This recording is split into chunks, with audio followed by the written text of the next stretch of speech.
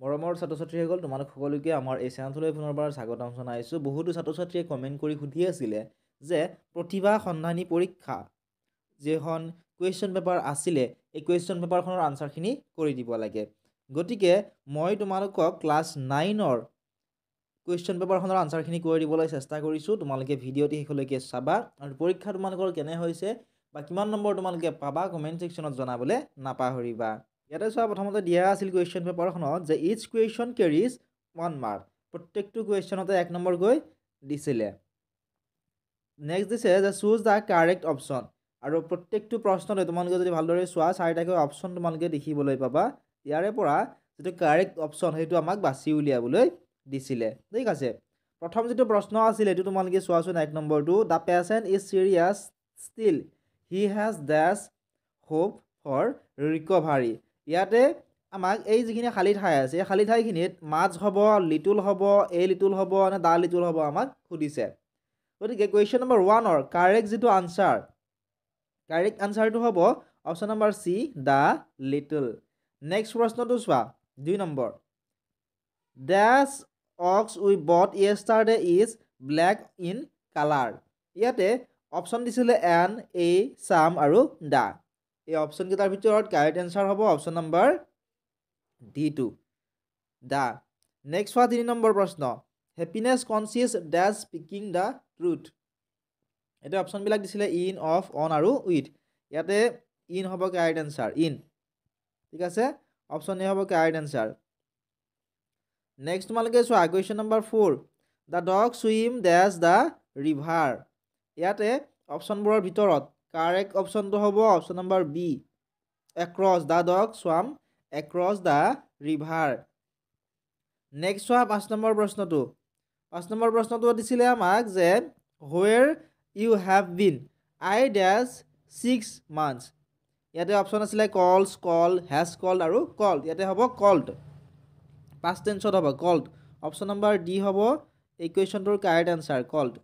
Next আমি চাওঁ আহা কুৱেশ্যন নম্বৰ 6। কুৱেশ্যনটো আছিল I don't know' the answer if I dash the answer I would tell you. ইয়াতে অপশ্যন আছিলে ন', নিউ, হেভ ন'ন আৰু উইল ন'। কাৰেক্ট এনচাৰ হ'ব option number B knew. Option B হ'ব correct answer I don't know' the answer if I knew the answer I would tell you. Next তোমালোকে চোৱা 7 number প্ৰশ্নটো কি দিছে select the right active voice of the given sentence from the alternatives. ইয়াতে অপশ্যনবিলাক তোমালোকে চোৱা আমাক কি দিছিলে ইয়াতে দিছে যে why was not your father chosen for the post.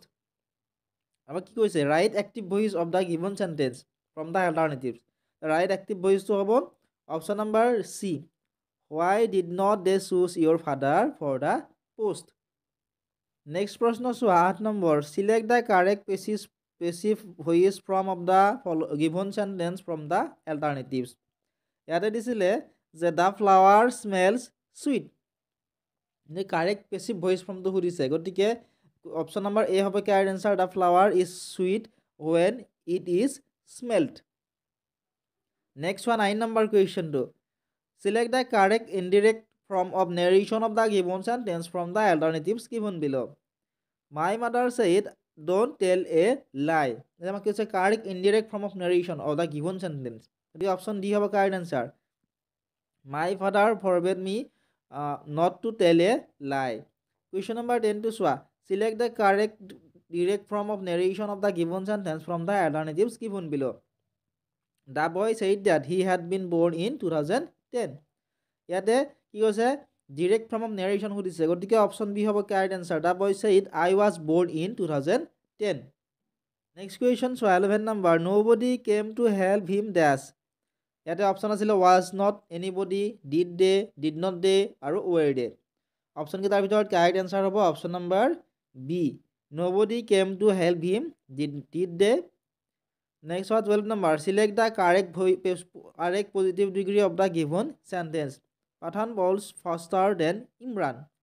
ইয়াতে কি কৈছে correct positive degree of the given sentence, গতিকে অপশ্যন এ হ'ব correct answer Imran does not bowl as fast as Pathan.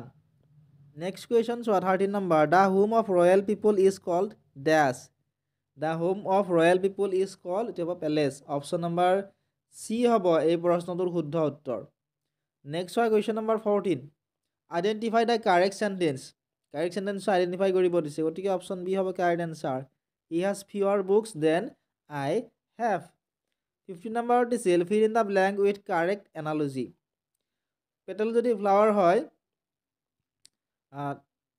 ট্ৰাংটো কি হ'ব সুধিছে এইটো হ'ব ট্ৰী অপশ্যন নম্বৰ ডি হ'ব শুদ্ধ উত্তৰ question number 16 he is too lazy to shine in life the complex sentence form of the above sentence is ওপৰৰ চেণ্টেন্সটোৰ কমপ্লেক্স চেণ্টেন্স সুধিছে গতিকে অপশ্যন বি হ'ব correct answer he is so' lazy that he can not shine in life question number 17 choose the right idiom human life is full of dash ইয়াতে যিখিনি খালী ঠাই আছে খালী ঠাইখিনি কি হ'ব সুধিছে human life is full of এইটো হ'ব ups and down option A হ'ব কাৰেক্ট এনচাৰ নেক্সট হয় কুৱেশ্যন নম্বৰ 18 কুৱেশ্যনটো আছিলে যে rearrange the words to make meaningful sentence ইয়াত তোমালোকে চোৱাচোন ইয়াতে প্ৰথমতে দিয়া আছে মাউণ্টেইন তাৰপিছত দা দিয়া আছে তাৰপিছত হাইয়েষ্ট দিয়া আছে নেক্সট ইজ তাৰপিছত এভাৰেষ্ট ৱৰ্ল্ড ইন দা এই ৱৰ্ডকেইটা আমাক ৰিএৰেঞ্জ কৰিব দিছে আৰু উলট পালটকৈ দিয়া আছে আমাক সঠিককৈ লিখি এটা অৰ্থপূৰ্ণ বাক্য আমাক লিখিবলৈ কৈছে গতিকে আমি সঠিককৈ যদি লিখোঁ অপশ্যন ডি হ'ব কাৰেক্ট এনচাৰ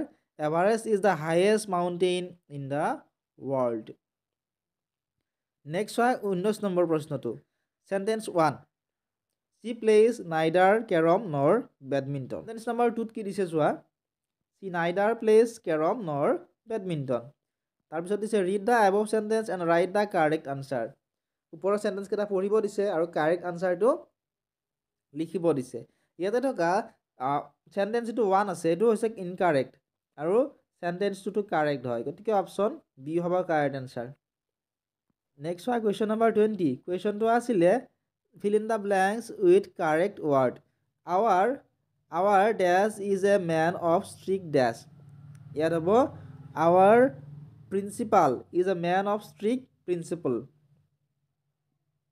গতিকে অপশ্যন চি হ'ব কাৰেক্ট এনচাৰ ঠিক আছে এই কুৱেশ্যনটোৰ কাৰেক্ট এনচাৰ হ'ব অপশ্যন নম্বৰ চি নেক্সট হয় কুৱেশ্যন নম্বৰ 21 কুৱেশ্যনটো আছিল I shall always remember you the appropriate negative form of the above sentence is the appropriate negative form to সুধিছে ওপৰৰ দিয়া চেণ্টেন্সটোৰ গতিকে অপশ্যন বি হ'ব correct answer I shall never forget you question number 22 fill in the blanks with correct answer what do you like the dash about your school এটা best হ'ব লাগে শুদ্ধ উত্তৰ বেষ্ট ঠিক আছে এইখিনিয়ে আছিলে ইংলিছৰ কুৱেশ্যন নেক্সট ভিডিঅ'টোত সায়েন্সৰ যিখিনি কুৱেশ্যন আছিলে আনচাৰখিনি কৰি দিবলৈ চেষ্টা কৰিম যদি তোমালোকক ভিডিঅ' লাগে কমেণ্ট কৰিবা চেনেলটো যদি ছাবস্ক্ৰাইব কৰা নাই ছাবস্ক্ৰাইব কৰি দিবা কিমান নম্বৰ পাবা বা কিমানটা ভুল গ'ল কমেণ্ট ছেকশ্যনত জনাবলৈ নাপাহৰিবা